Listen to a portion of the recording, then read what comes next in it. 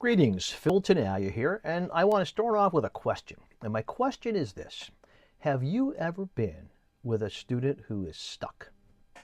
Now, by stuck, I mean, like they might freeze up on a test. They might avoid a hard conversation. They might lash out in anger at you or someone else. Or they could just basically kind of give up and fold up the tent. We've all been there, right? So these are situations, in my opinion, where psychological flexibility really comes in handy. Now, what psychological flexibility is the ability to keep moving toward the things that matter to you, the people and things that matter to you, even when this tough, yucky stuff is showing up inside of you. And you don't need an app to be psychologically flexible. You can do it anywhere, anytime you want. And you just kind of tap into it like you would tap into like having like a mental GPS to kind of reorient yourself, figure out what's going on, how to take the next steps, and also maybe even how to reroute around trouble if it shows up. Now, the good news for stuck students is that if we can show them a way to help them take what they already know and use psychological flexibility, that they can now come up with workable choices that really, well, in the sticky situations they find themselves in, they learn how to move forward. Now, I have a simple tool that I use, which is called the matrix. You may have seen it.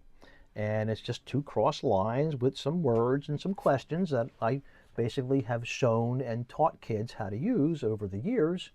And it helps them to kind of notice what's going on inside of them, notice what's going on outside of them, and then they can move forward even when they're feeling stuck. So let me tell you a story about an old student of mine. We'll call him Rob. And Rob came to me one day. Rob was having a rough day. It was one of those no good, very bad, horrible, rotten kind of days for him.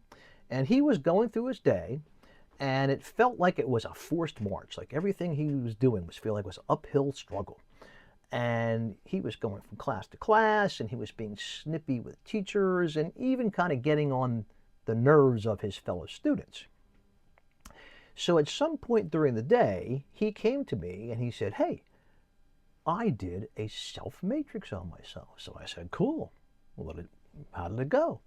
He said, "Well, I thought about the matrix. So here it is. I thought about who was important to me and what was important to me. And for him, it was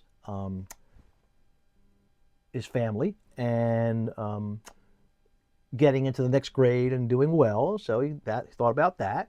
And then he noticed yucky stuff that was showing up I was angry and I was annoyed and I was in a bad mood," he said. Then he also noticed that he said, "Well, I was being disrespectful." So he noticed that too. And then he said, "Well, I thought about the things that I might be able to do to kind of get myself back on track. And I started doing them and it worked." And I went, "Great." So what Rob did was he took what he already knew, his experiences going on at the time. He added some psychological flexibility by just thinking about the matrix, and he was able to kind of flex himself up and keep moving. Now, the thing about psychological flexibility is we can't force people to be psychologically flexible. That wouldn't be very flexible, right?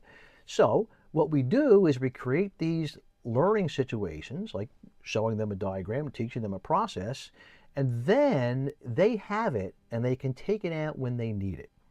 And for Rob, he noticed a situation where he could use it, and then he went ahead and did it and essentially empowered himself. So that's what this is about, folks. Now, if you would like to get some free training on how to do this, you can check out that link below, and that'll take you to my site, and I'll send you a series of emails where you can kind of learn about it and practice it, and then try it out. Let me know how it works. And I guess that's it. Take care.